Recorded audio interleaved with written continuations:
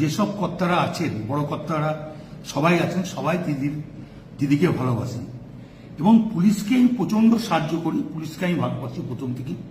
Police বিপদে পড়লে পুলিশের পাশে আমি দাঁড়াই।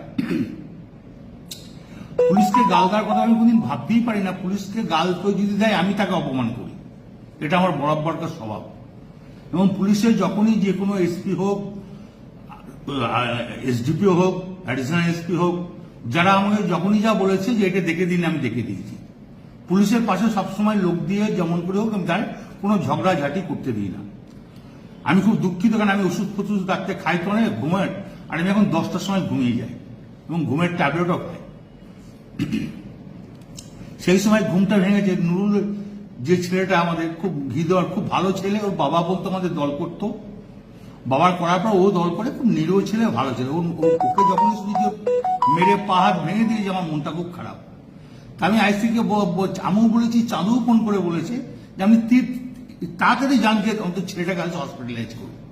তো উনি আমাকে একটা অন্য ধরনের কথা বলেছে, সেটা আমি আর বলতে রাজি নয়।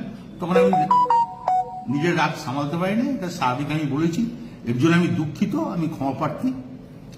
এটা যদি স্বাভাবিক আমার মুখ থেকে এই কথাটা বেরোনো উচিত নয়, তার জন্য আমি দুঃখিত এবং ক্ষমা।